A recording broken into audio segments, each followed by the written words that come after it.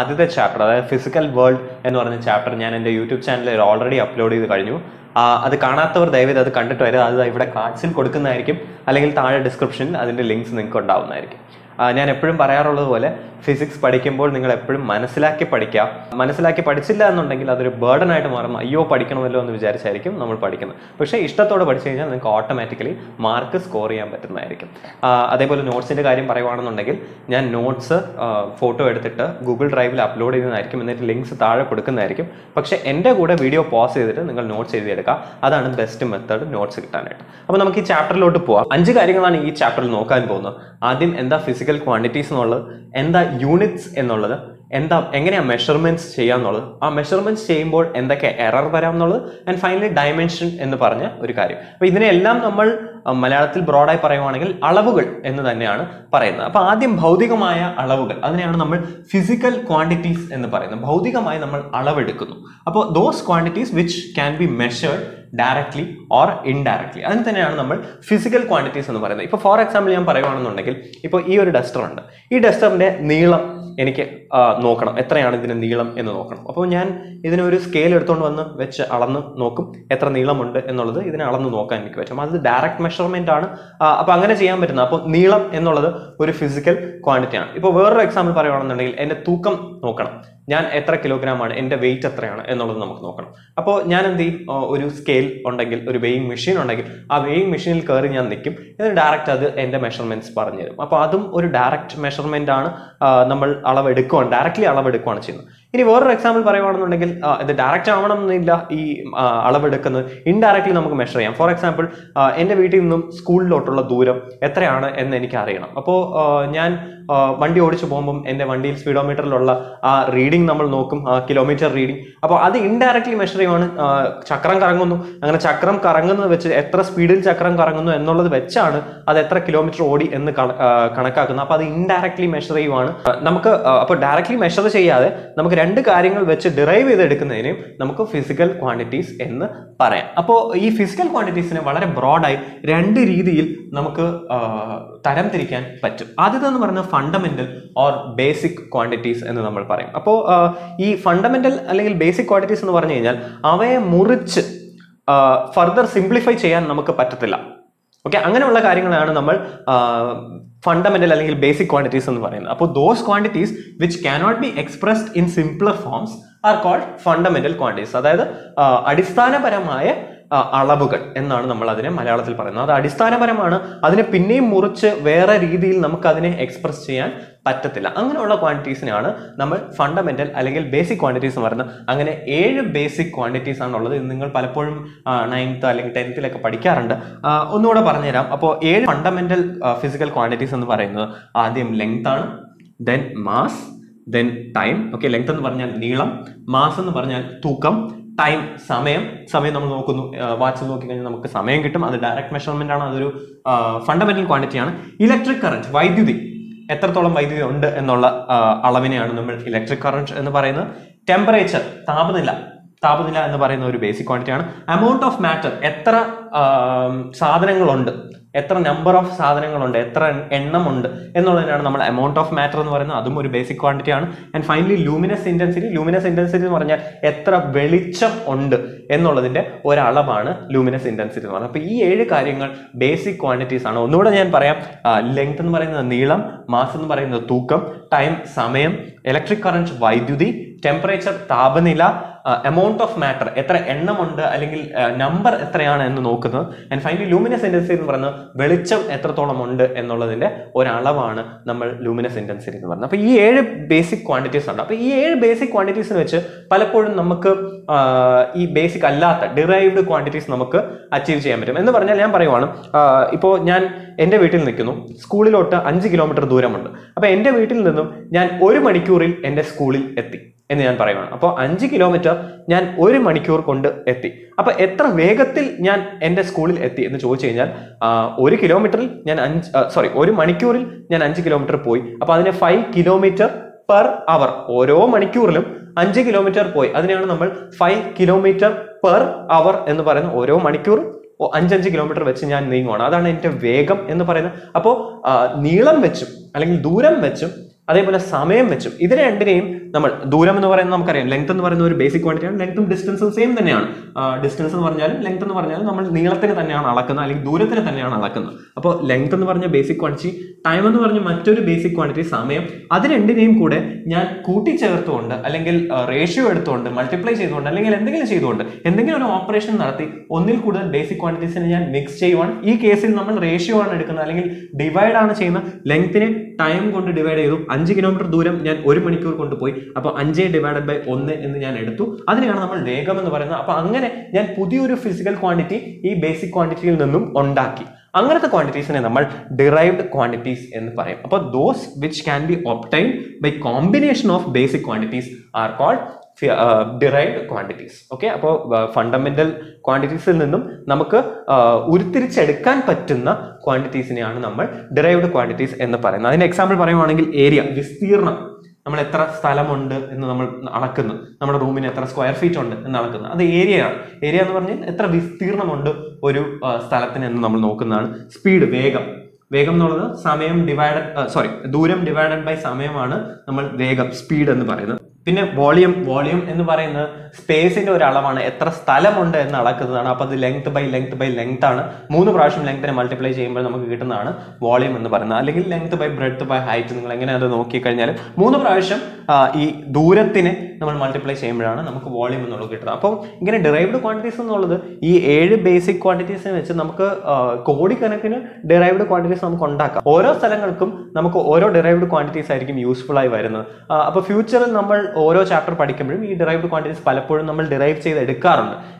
ഇപ്പോൾ basic quantities വെച്ച് അല്ലെങ്കിൽ മൾട്ടിപ്പിൾ ഈവൻ ഡിറൈവ്ഡ് ക്വാണ്ടിറ്റീസ് വെച്ച് തന്നെ വേറെ ഡിറൈവ്ഡ് ക്വാണ്ടിറ്റീസ് നമ്മൾ കണ്ടുപിടിക്കാറുണ്ട്. അപ്പോൾ അതാണ് basic quantities and derived quantities. 2 type of physical quantities ഉണ്ട്, ബേസിക് ആൻഡ് ഡിറൈവ്ഡ് ക്വാണ്ടിറ്റീസ്. ഇനി എന്തിനാ ഈ അളവ് എടുക്കുന്നത്, എന്തിനാ നമ്മൾ മെഷർമെന്റ് എടുക്കുന്നത് എന്ന് ചോദിച്ചു കഴിഞ്ഞാൽ, നമ്മൾ കഴിഞ്ഞ ക്ലാസ്സിൽ പഠിച്ചായിരുന്നു, നമ്മൾ ഫിസിക്സ് അല്ലെങ്കിൽ ഭൗതിക ശാസ്ത്രം അല്ലെങ്കിൽ ഏത് ശാസ്ത്രം നമ്മൾ പഠിക്കുമ്പോഴും എപ്പോഴും അവിടെ നമ്മൾ തെളിവുകളുടെ അടിസ്ഥാനത്തിലായിരിക്കും പഠിക്കുന്നത്. അപ്പോൾ തെളിവുകൾ ഉണ്ടാക്കണം അല്ലെങ്കിൽ എവിഡൻസ് ഉണ്ടാക്കണം എന്നുണ്ടെങ്കിൽ നമുക്ക് അവിടെ ഇൻഫർമേഷൻ വേണം. അപ്പോൾ ഇൻഫർമേഷൻ ഉണ്ടാക്കാൻ വേണ്ടിയാണ് നമ്മൾ മെഷർമെന്റ്സ് ചെയ്യുന്നത്. അപ്പോൾ ഒരു സാധനത്തിന് മാത്തമാറ്റിക്കലി ഞാൻ റെപ്രസെന്റ് ചെയ്യണം എന്ന് പറഞ്ഞു. മാത്തമാറ്റിക്കൽ മോഡലിംഗ് മറ്റൊരു ഇമ്പോർട്ടൻറ്റ് കാര്യമാണ്, ശാസ്ത്രത്തിലെ ഒരു ഇമ്പോർട്ടൻറ്റ് കാര്യമാണ് മാത്തമാറ്റിക്കൽ മോഡലിംഗ്. കഴിഞ്ഞ ക്ലാസ് കാണാത്തവർ ദയവേത് കഴിഞ്ഞ ക്ലാസ് കണ്ടിട്ട് വരിക, താഴെ ഡിസ്ക്രിപ്ഷനിൽ ലിങ്ക്സ് ഉണ്ടാവുന്നതായിരിക്കും.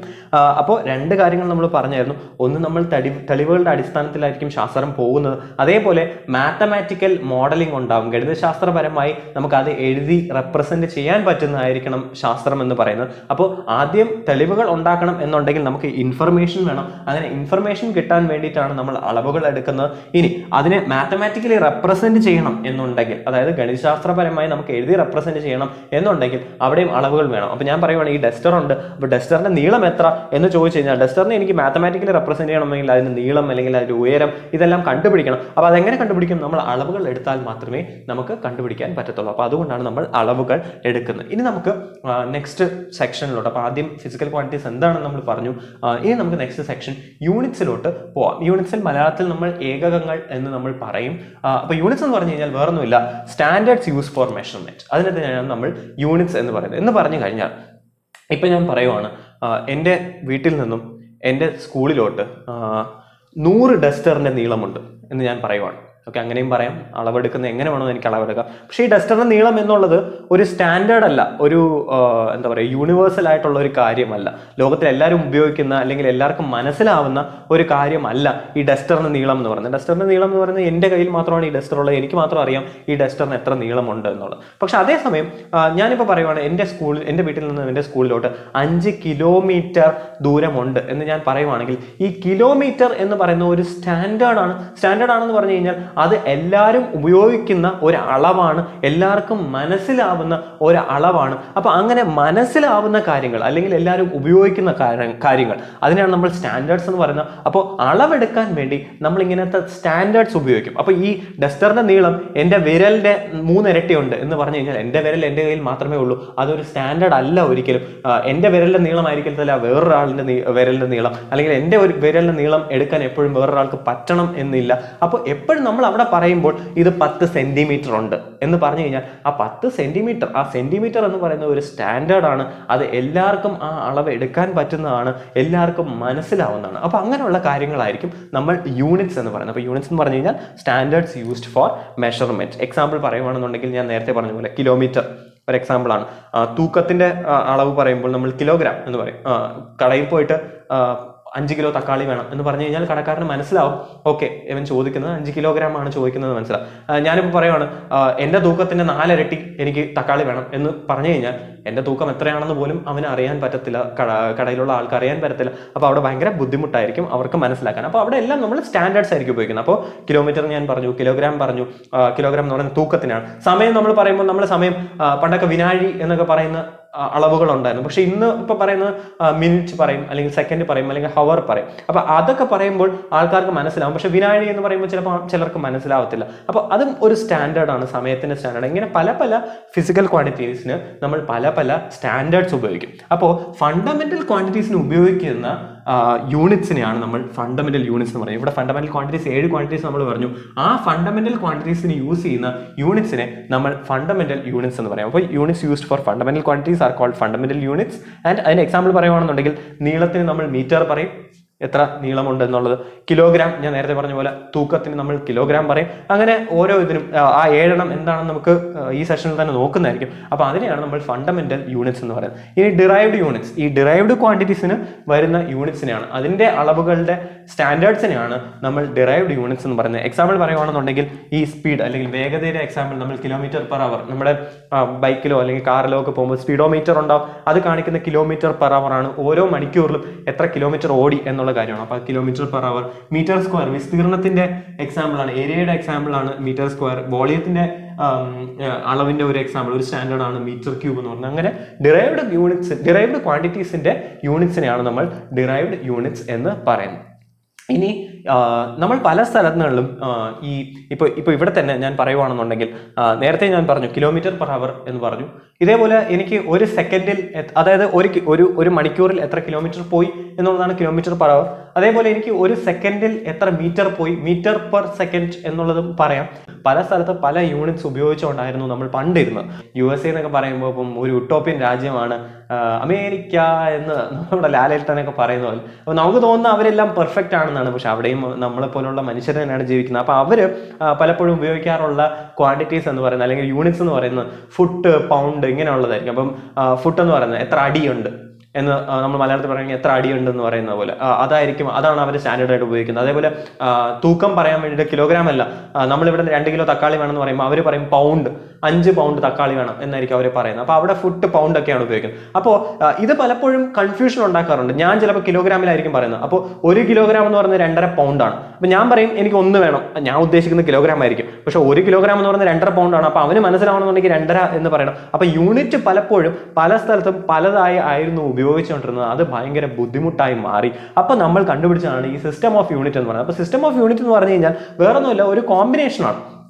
നമ്മൾ പറഞ്ഞു ഇനി മുതൽ നമ്മൾ എപ്പോഴും സ്റ്റാൻഡേർഡായി നമ്മൾ എഴുതുമ്പോൾ എപ്പോഴും ദൂരത്തിന് നമ്മൾ ഇന്ന യൂണിറ്റ് ആയിരിക്കും എഴുതുന്നത്. പിന്നെ അതേപോലെ രണ്ടാമത് നമ്മൾ തൂക്കത്തിന് നമ്മൾ ഇന്ന ക്വാണ്ടിറ്റി ആയിരിക്കും, ഇന്ന യൂണിറ്റ് ആയിരിക്കും നമ്മൾ എപ്പോഴും സ്റ്റാൻഡേർഡായി പറയുന്നത് എന്ന് നമ്മൾ തീരുമാനിച്ചു. അങ്ങനെ ഈ ബേസിക് ക്വാണ്ടിറ്റീസിന് നമ്മൾ പലപ്പോഴും കുറെ യൂണിറ്റ്സ് നമ്മൾ ഫിക്സ് ആക്കി വെച്ചു. അങ്ങനത്തെ കോമ്പിനേഷൻസിനെയാണ് നമ്മൾ സിസ്റ്റം ഓഫ് യൂണിറ്റ്സ് എന്ന് പറയുന്നത്. അപ്പോൾ ആദ്യത്തെ സിസ്റ്റം എന്ന് പറയുന്നത് CGS സിസ്റ്റമാണ്. അപ്പോൾ അത് ആ യൂണിറ്റ്സിന്റെ ആദ്യത്തെ അക്ഷരം തന്നെയാണ് ആ സിസ്റ്റത്തിന്റെയും പേരായിട്ട് വരുന്നത്. C എന്ന് പറഞ്ഞാൽ സെന്റിമീറ്റർ, G എന്ന് പറഞ്ഞാൽ ഗ്രാം, S എന്ന് പറഞ്ഞാൽ സെക്കൻഡ്. അപ്പോൾ centimetre for length, gram for mass and second for time.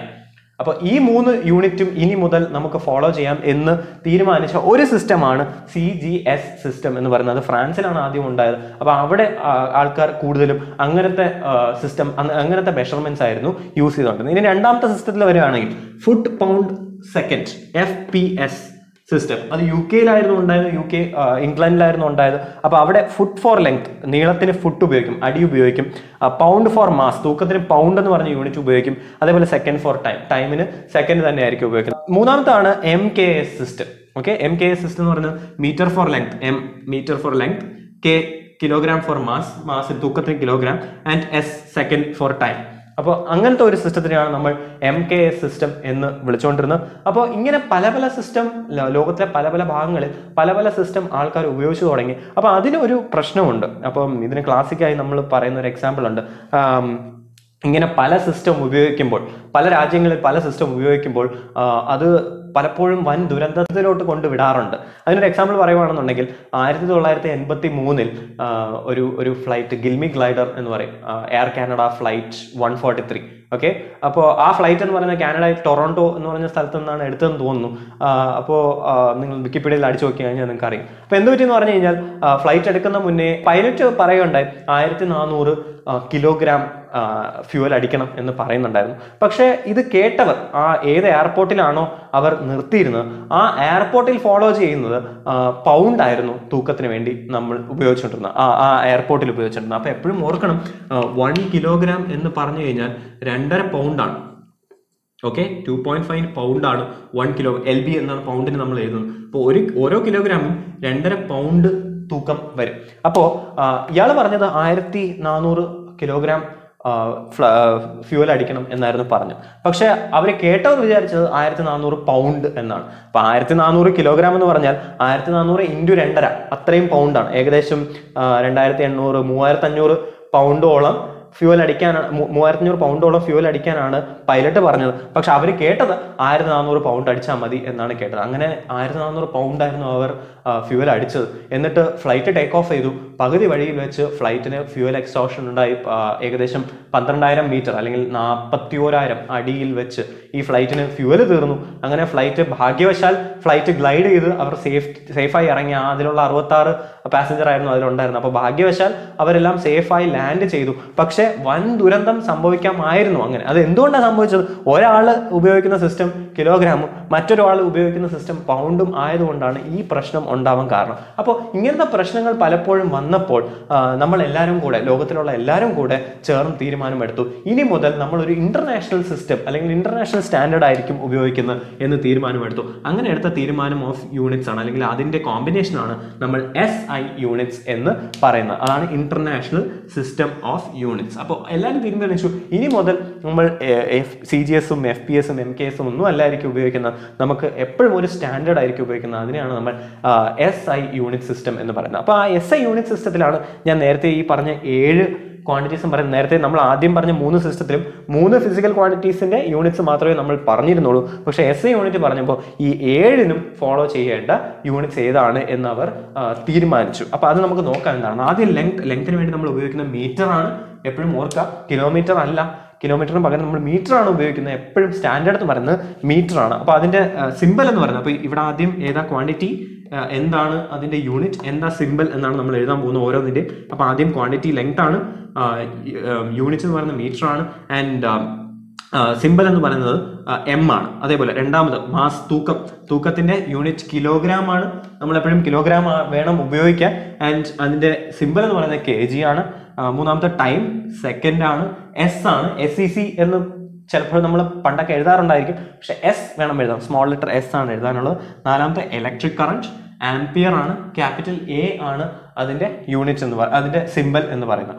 അഞ്ചാമത്തെ അബ്സല്യൂട്ട് ടെമ്പറേച്ചർ, താപനില, അതിന് കെൽവിൻ ആണ്. ഡിഗ്രി സെൽഷ്യസിലായിരിക്കും. നമ്മൾ പലപ്പോഴും ഇവിടെ താപനില എത്രയാണെന്ന് ചോദിച്ചു കഴിഞ്ഞാൽ 25 ഡിഗ്രി സെൽഷ്യസ് അല്ലെങ്കിൽ 30 ഡിഗ്രി സെൽഷ്യസ് ആണ് ഇന്നത്തെ താപനില എന്ന് നമ്മൾ TV-യിലൊക്കെ കേൾക്കാറുണ്ട്. പക്ഷേ നമ്മൾ ഉപയോഗിക്കുന്ന, ശാസ്ത്രീയമായി നമ്മൾ പഠിക്കുമ്പോൾ നമ്മൾ ഉപയോഗിക്കുന്ന എപ്പോഴും കെൽവിൻ സ്കെയിൽ ആയിരിക്കും. കെൽവിൻ ആയിരിക്കും അവിടുത്തെ യൂണിറ്റ്. ആൻഡ് അവിടുത്തെ സിമ്പിൾ എന്ന് പറയുന്നത് ക്യാപിറ്റൽ K ആണ്. എമൗണ്ട് ഓഫ് മാറ്റർ, എത്ര എണ്ണം ഉണ്ടെന്നുള്ളത് മോൾ ആണ്. ഇതിനെക്കുറിച്ച് കൂടുതൽ നമ്മൾ കെമിസ്ട്രിയിലും ഫിസിക്സിലും ഒക്കെ പഠിക്കുന്നതായിരിക്കും. MOL ആണ് അതിന്റെ യൂണിറ്റ്, അതിന്റെ സിമ്പിൾ എന്ന് പറയുന്നത്.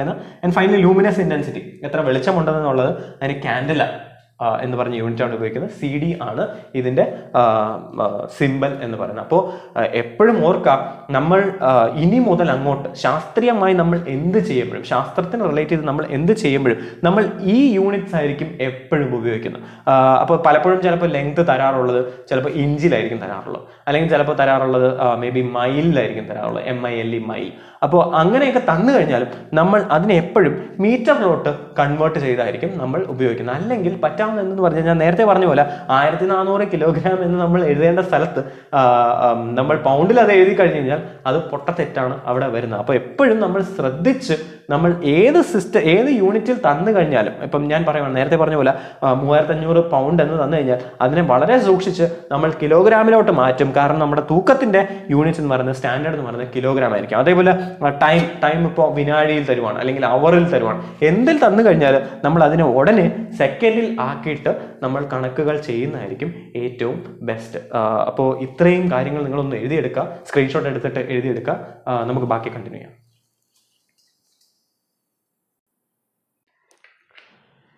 ഓക്കെ, അപ്പോൾ നമ്മൾ ഇതുവരെ പറഞ്ഞത് ഫണ്ടമെന്റൽ യൂണിറ്റ്സും ഡിറൈവ്ഡ് യൂണിറ്റ്സും ആൻഡ് സിസ്റ്റം ഓഫ് യൂണിറ്റ്സും ആണ്. ആ സിസ്റ്റം ഓഫ് യൂണിറ്റ്സിലാണ് നമ്മൾ 7 ബേസിക് ക്വാണ്ടിറ്റീസിൻ്റെ യൂണിറ്റ്സ് എന്തൊക്കെയാണെന്ന് പറഞ്ഞത്. അപ്പോൾ ഈ 7 ബേസിക് ക്വാണ്ടിറ്റീസിൻ്റെ യൂണിറ്റ്സ് കൂടാതെ അതിൻ്റെ കൂടെ തന്നെ 2 സപ്ലിമെൻ്ററി യൂണിറ്റ്സ് കൂടെ നമ്മൾ ഡിഫൈൻ ചെയ്തിട്ടുണ്ട് SI സിസ്റ്റത്തിൽ. അപ്പോൾ ആ സപ്ലിമെൻ്ററി യൂണിറ്റ്സ് എന്തൊക്കെയാണെന്ന് നോക്കാം. ആദ്യത്തെയാണ് റേഡിയൻ. റേഡിയൻ എന്ന് പറഞ്ഞു കഴിഞ്ഞാൽ നമ്മൾ ആംഗിളിനെ മെഷർ ചെയ്തിട്ട്, ആംഗിൾ എന്ന് പറഞ്ഞ ഫിസിക്കൽ ക്വാണ്ടിറ്റീനെ അളവെടുക്കാൻ വേണ്ടി ഉപയോഗിക്കുന്ന ഒരു സ്റ്റാൻഡേർഡാണ് റേഡിയൻ എന്ന് പറയുന്നത്. നിങ്ങൾ ഇതുവരെ 10th സ്റ്റാൻഡേർഡിലൊക്കെ പഠിച്ചത് പലപ്പോഴും ആംഗിൾ മെഷർ ചെയ്യാൻ വേണ്ടി ഡിഗ്രി ആയിരിക്കും ഉപയോഗിച്ചത്. 45 ഡിഗ്രി 90 ഡിഗ്രി അങ്ങനെയൊക്കെ ആയിരിക്കും പഠിച്ചത്. പക്ഷേ ഇനി മുതൽ നമ്മൾ ഉപയോഗിക്കുന്ന സ്റ്റാൻഡേർഡ് എന്ന് പറയുന്നത് റേഡിയൻ എന്ന് പറഞ്ഞ സ്റ്റാൻഡേർഡ് ആയിരിക്കും. അപ്പോൾ റേഡിയൻ എന്ന് പറഞ്ഞു കഴിഞ്ഞാൽ plane angle subtended by an arc at it centre. ഒരു ആർക്ക് ഉണ്ടെങ്കിൽ, ഈ ആർക്കാണെന്ന് വിചാരിക്കുക, ആ ആർക്ക് എന്ന് പറഞ്ഞത് അതിൻ്റെ സെൻറ്ററിൽ എത്ര ആംഗിൾ സബ്റ്റൻഡ് ചെയ്യും, തീറ്റ, ആ തീറ്റയെ അളക്കാൻ വേണ്ടി ഉപയോഗിക്കുന്ന ഒരു സ്റ്റാൻഡേർഡിനെയാണ് നമ്മൾ റേഡിയൻ എന്ന് പറയുന്നത്. അപ്പോൾ റേഡിയൻ എങ്ങനെ കണ്ടുപിടിക്കും എന്ന് ചോദിച്ചു കഴിഞ്ഞാൽ, ആ ആർക്ക് ലെങ്ത്, ഇത് L ലെങ്ത് ഉള്ള ഒരു ആർക്കാണ് എന്ന് വിചാരിക്കുക, ഈ ദൂരം L ആണ്, അളവെടുത്തപ്പോൾ L കിട്ടി. അപ്പോൾ ആ L ഡിവൈഡഡ് ബൈ അതിൻ്റെ റേഡിയസ് R. ഓക്കെ, ആ L ഡിവൈഡഡ് ബൈ R എഴുതി കഴിഞ്ഞാൽ തീറ്റ കിട്ടും. ഈ തീറ്റ എപ്പോഴും റേഡിയൻസിലായിരിക്കും. ഡിഗ്രീന് ഇങ്ങനെ എഴുതി വെക്കരുത്, ഡിഗ്രീസിൽ ഇങ്ങനെ എഴുതി കഴിഞ്ഞാൽ തെറ്റാണ്. എപ്പോഴും L ഡിവൈഡഡ് ബൈ R എന്ന് പറയുന്നത് റേഡിയൻസിലായിരിക്കും ട്രൂ ആവുന്നത്. അപ്പോൾ അതാണ് നമ്മൾ റേഡിയൻസ് എന്ന് പറയുന്നത്. അതേപോലെ ഇതിപ്പോൾ ഒരു 2 ഡയമെൻഷണൽ ഫിഗർ ആണ്. 2 ഡയമെൻഷണൽ ഫിഗർ എന്ന് പറയുമ്പോൾ എനിക്ക് ഒരു പേപ്പറിൽ വരച്ചെടുക്കാൻ പറ്റുന്ന ഒരു പടമാണ് ഈ ആർക്ക് എന്ന് പറയുന്നത്. ഈ ആർക്കിനെ എനിക്ക് ഒരു സർഫസിൽ വരയ്ക്കാൻ പറ്റും. അതൊരു 2 ഡയമെൻഷണൽ ഫിഗർ ആണ്. പക്ഷെ അതായത് ഒരു 3 ഡയമെൻഷണൽ ഫിഗർ ഉണ്ടാവുമെന്ന് വിചാരിക്കാം. ഒരു സ്ഫിയർ ഉണ്ട്, ആ സ്ഫിയറിനെ ഞാൻ മുറിച്ചു. ഓക്കെ, അപ്പൊ ആ സ്ഫിയറിനെ മുറിക്കുമ്പോൾ ആ സ്ഫിയറിന്റെ മുറിച്ച ഭാഗം അത് സെന്ററുമായിട്ട് ഒരു സോളിഡ് ആംഗിൾ ഉണ്ടാക്കും. ആ സോളിഡ് ആംഗിളിനെ നമ്മൾ മെഷർ ചെയ്യാൻ വേണ്ടി ഉപയോഗിക്കുന്ന ഒരു യൂണിറ്റിനാണ് നമ്മൾ സ്റ്റെറേഡിയൻ എന്ന് പറയുന്നത്. അത് SR എന്നാണ് അതിന്റെ യൂണിറ്റ് വരുന്നത്. ഇവിടെ RAD എന്നാണ് അതിന്റെ സിമ്പിൾ വരുന്നത്. യൂണിറ്റ് അല്ല, സിമ്പിൾ വരുന്നത്. 2 ഡയമെൻഷണൽ ആംഗിളിന്റെ യൂണിറ്റ് എന്ന് പറയുന്നത് റേഡിയൻസ് ആണ്. അതിന്റെ സിമ്പിൾ RAD ആണ്. അതേപോലെ 3 ഡയമെൻഷണൽ ആവുമ്പോൾ, ഒരു സർഫസ് ആവുമ്പോൾ അവിടെ വരുന്ന SR ആണ് അതിന്റെ സിമ്പിൾ. യൂണിറ്റ് എന്ന് പറയുന്നത് സ്റ്റെറേഡിയൻ ആണ്. അപ്പോൾ solid angle subtended by a part of sphere and the centre is called steradian. അല്ലെങ്കിൽ ആ യൂണിറ്റിനാണ് നമ്മൾ സ്റ്റെറേഡിയൻ എന്ന് പറയുന്നത്. അപ്പോൾ അവിടെ ഒമേഗ എന്ന് പറയുന്നത് എത്ര സർഫസ് ഏരിയ ഉണ്ടോ, ഇതാണ് എൻ്റെ സർഫസ് എന്ന് വിചാരിച്ചോളാം. ഇതൊരു സ്ഫിയറിന്റെ ഭാഗമാണ്. ഒരു വലിയ സ്ഫിയറിനെ ഞാൻ മുറിച്ചു, അപ്പോൾ എനിക്ക് കിട്ടിയതാണ് ഈ ഒരു പടം, ഞാൻ വരച്ചേക്കുന്ന പടം എന്നുള്ളത്. ഓക്കെ, അപ്പോൾ ആ സർഫസ് ഉണ്ട്. ആ സർഫസിനെ സെന്ററുമായി കണക്ട് ചെയ്ത് കഴിഞ്ഞാൽ, ഒരു ബോൾ ഉണ്ട്, ആ ബോളിനെ മുറിച്ചു എന്ന് വിചാരിക്കുക. അപ്പോൾ ആ ബോളിനെ മുറിച്ച ഭാഗത്തിനെ സെന്ററുമായി കണക്ട് ചെയ്ത് കഴിഞ്ഞാൽ അവിടെ ഉണ്ടാക്കുന്ന സോളിഡ് ആംഗിൾ, ആ ആംഗിളിനെയാണ് നമ്മൾ ഒമേഗ എന്ന് പറയുന്നത്. അത് കിട്ടാൻ വേണ്ടി ആ സർഫസിന്റെ ഏരിയ, വിസ്തീർണം എത്ര ഉണ്ടോ അത് കാൽക്കുലേറ്റ് ചെയ്ത് റേഡിയസിന്റെ സ്ക്വയർ എടുത്ത് അതിനെ ഡിവൈഡ് ചെയ്താൽ മതി, നമുക്ക് സ്റ്റെറേഡിയൻ എന്നുള്ള മെഷർമെന്റ് കിട്ടും. ഈ റേഡിയൻസ് നമ്മൾ ഇനി മുതൽ എല്ലാ സ്ഥലത്തും ആംഗിൾ ഉപയോഗിക്കുമ്പോൾ +1 +2 നമ്മൾ റേഡിയൻസിലായിരിക്കും നമ്മളത് പറയുന്നത്. സ്റ്റെറേഡിയൻ എന്നുള്ളത് നമ്മൾ അധികം ഉപയോഗിക്കാറില്ല, പ്രത്യേകിച്ച് +1 +2 അങ്ങനെ അധികം ഉപയോഗിക്കാറില്ല. പക്ഷെ ഇത് ജസ്റ്റ് ഓർത്തിരുന്നാൽ മതി, സോളിഡ് ആംഗിളിന്റെ ഒരു യൂണിറ്റ് ആണ് സ്റ്റെറേഡിയൻ എന്ന് പറയുന്നത്. അപ്പോൾ ഇനി നമുക്ക് ബേസിക് കൺവേർഷൻസ് എന്താണെന്ന് നോക്കാം. സോ പലപ്പോഴും നമ്മൾ പ്രാക്ടിക്കലി ഉപയോഗിക്കുമ്പോൾ, നമ്മൾ ശാസ്ത്രീയമായിട്ടല്ലാതെ നമ്മൾ പ്രാക്ടിക്കലി ചെയ്യുമ്പം ഈ 7 യൂണിറ്റും നമുക്ക് ഫോളോ ചെയ്യാൻ പറ്റണം എന്നില്ല. അതായത് ഈ 7 സ്റ്റാൻഡേർഡും നമുക്ക് ഫോളോ ചെയ്യാൻ പറ്റണം എന്നില്ല. എന്ന് പറഞ്ഞാൽ ഫോർ എക്സാമ്പിൾ ഞാൻ പറയുവാണ്, ഇപ്പോൾ നിങ്ങൾ സ്വർണ്ണക്കടയിലോട്ട് പോവാണ്. നിങ്ങൾ സ്വർണ്ണക്കടയിലോട്ട് പോയി കഴിഞ്ഞ് കഴിഞ്ഞാൽ നിങ്ങൾ പലപ്പോഴും സ്വർണ്ണം പറയുന്ന ഗ്രാമിലായിരിക്കും. എനിക്ക് 10 ഗ്രാം സ്വർണ്ണം വേണം, അല്ലെങ്കിൽ 20 ഗ്രാം സ്വർണ്ണം വേണം, എൻ്റെ മാല 10 ഗ്രാം ആയിട്ട് വേണം, അങ്ങനെ ആയിരിക്കും പറയുന്നത്. കാരണം എന്താ, കിലോഗ്രാം എന്ന് പറയുന്നത് വലിയൊരു യൂണിറ്റ് ആണ്. അപ്പോൾ അത് അവിടെ ഫോളോ ചെയ്യാൻ നമുക്ക് ബുദ്ധിമുട്ടായിരിക്കും. വേറൊരു എക്സാമ്പിൾ പറയുകയാണെന്നുണ്ടെങ്കിൽ, ഞാൻ പറയുവാണ് എൻ്റെ വീട്ടിൽ നിന്നും എൻ്റെ സ്കൂളിലോട്ട് 5 കിലോമീറ്റർ ദൂരമുണ്ട് എന്ന് ഞാൻ പറയുവാണ്. 5 കിലോമീറ്റർ എന്ന് പറഞ്ഞാൽ 5000 മീറ്റർ ആണ്. ഓക്കെ.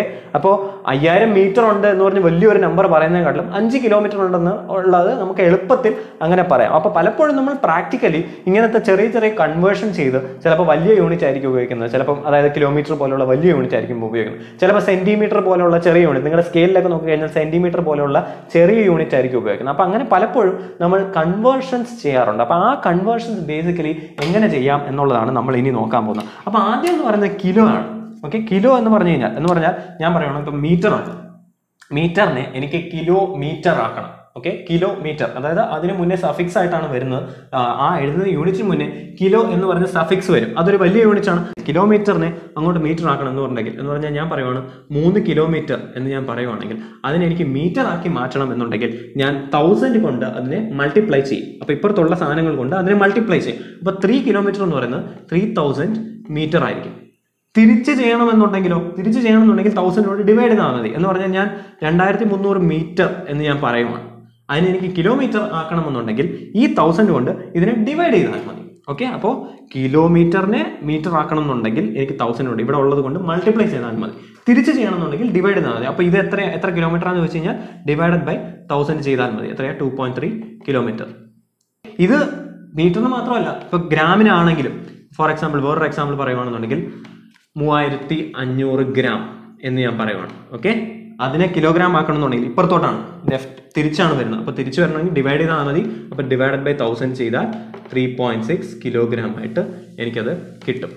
ഓക്കെ, നേരെ തിരിച്ച് പറയുവാണെങ്കിൽ 2.6 kg കിലോഗ്രാം, അതിനെ ഗ്രാം ആക്കണം എന്നുണ്ടെങ്കിൽ കിലോയിനെ ഗ്രാം ആക്കണം. അപ്പോൾ 1000 കൊണ്ട് മൾട്ടിപ്ലൈ ചെയ്യണം. അപ്പം 2600 ഗ്രാം.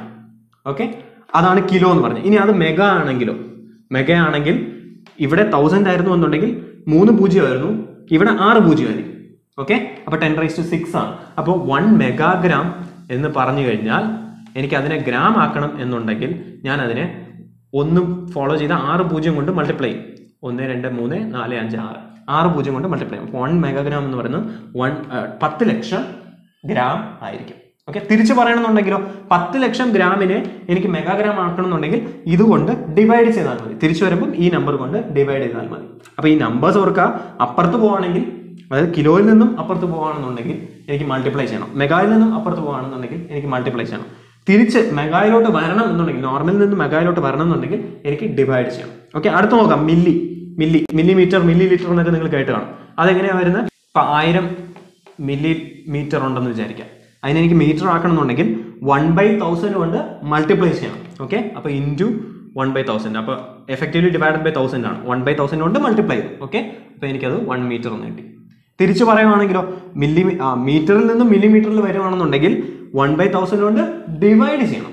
ഓക്കെ, അതേപോലെ മൈക്രോ ആണെങ്കിൽ മൈക്രോമീറ്ററിൽ നിന്നും മീറ്ററിലോട്ട് വരുവാണെന്നുണ്ടെങ്കിൽ, അല്ലെങ്കിൽ മൈക്രോഗ്രാമിൽ നിന്നും ഗ്രാമിലോട്ട് വരുവാണെന്നുണ്ടെങ്കിൽ, മൈക്രോ ലിറ്ററിൽ നിന്നും ലിറ്ററിലോട്ട് വരുവാണെന്നുണ്ടെങ്കിൽ, ഈവൻ മൈക്രോ സെക്കൻഡ് ഉണ്ട് കേട്ടോ, മൈക്രോ സെക്കൻഡിൽ നിന്നും സെക്കൻഡിലോട്ട് വരുവാണെന്നുണ്ടെങ്കിൽ എനിക്ക് 1/1000 1/10 lakh കൊണ്ട് 1/10⁶ കൊണ്ട് മൾട്ടിപ്ലൈ ചെയ്യണം. അതായത് 10⁻⁻6 കൊണ്ട് മൾട്ടിപ്ലൈ ചെയ്യണം. തിരിച്ചു വരുവാണെങ്കിൽ 10⁻⁻6 കൊണ്ട് ഡിവൈഡ് ചെയ്യണം. എന്ന് പറഞ്ഞാൽ ഞാൻ പറയുവാണ്, ഇപ്പോൾ 1 സെക്കൻഡ് ഉണ്ട് എന്ന് ഞാൻ പറയുകയാണ്, ഇതിനെ എനിക്ക് മൈക്രോ സെക്കൻഡ് ആക്കണം എന്നുണ്ടെങ്കിൽ 1/10⁻⁻6 മൈക്രോ സെക്കൻഡ് ആയിരിക്കും. ഓക്കെ, അപ്പോൾ ഈ നമ്പർ ഓർത്ത് വെക്കുക. ഈ നമ്പർ അപ്പുറത്തോട്ടാണെങ്കിൽ ഇതിനെ കൺവേർട്ട് ചെയ്ത് നോർമലിലോട്ട് പോകണമെന്നുണ്ടെങ്കിൽ മൾട്ടിപ്ലൈ ചെയ്യണം. തിരിച്ച് കൺവേർട്ട് ചെയ്യണമെന്നുണ്ടെങ്കിൽ, അതിനെ കൺവേർട്ട് ചെയ്ത് ഇതിലോട്ട് കൊണ്ടുവരണമെന്നുണ്ടെങ്കിൽ ഡിവൈഡ് ചെയ്യണം. അപ്പോൾ ഇതാണ് നമ്മൾ ബേസിക് കൺവേർഷൻസ് എന്ന് പറയുന്നത്. അപ്പോൾ ഇന്ന് പറഞ്ഞ കാര്യങ്ങൾ ആദ്യം ഫിസിക്കൽ ക്വാണ്ടിറ്റീസ്, അതായത് ഭൗതികമായ അളവുകൾ എന്നാണ് പറഞ്ഞത്. അതിൽ അടിസ്ഥാനപരമായ അളവുകളുണ്ട്, ഡിറൈവ്ഡ് ക്വാണ്ടിറ്റീസ് ഉണ്ട്. Basic quantities, derived quantities. Units പറഞ്ഞു. ആ അളവ് എടുക്കാൻ വേണ്ടി നമ്മൾ ഉപയോഗിക്കുന്ന സ്റ്റാൻഡേർഡ്സ്, എല്ലാവർക്കും മനസ്സിലാവുന്ന സ്റ്റാൻഡേർഡ്സിനെയാണ് നമ്മൾ യൂണിറ്റ്സ് എന്ന് പറയുന്നത്. അതിൽ തന്നെ അടിസ്ഥാനപരമായ അളവുകൾക്ക് ഉപയോഗിക്കുന്ന യൂണിറ്റ്സിനെ നമ്മൾ ഫണ്ടമെന്റൽ യൂണിറ്റ്സ് എന്ന് പറയും. ഡിറൈവ്ഡ് ക്വാണ്ടിറ്റീസിന്റെ യൂണിറ്റ്സിനെ നമ്മൾ ഡിറൈവ്ഡ് യൂണിറ്റ്സ് എന്ന് പറയും. പിന്നെ സിസ്റ്റം ഓഫ് യൂണിറ്റ്സ് പറഞ്ഞു. നമ്മൾ എപ്പോഴും SI സിസ്റ്റം ആയിരിക്കും ശാസ്ത്രത്തിൽ ഫോളോ ചെയ്യുന്നത്. അപ്പോൾ എന്ത് കിട്ടിക്കഴിഞ്ഞാലും ഈ യൂണിറ്റിലോട്ട് കൺവേർട്ട് ചെയ്യാൻ വേണ്ടി നോക്കുക.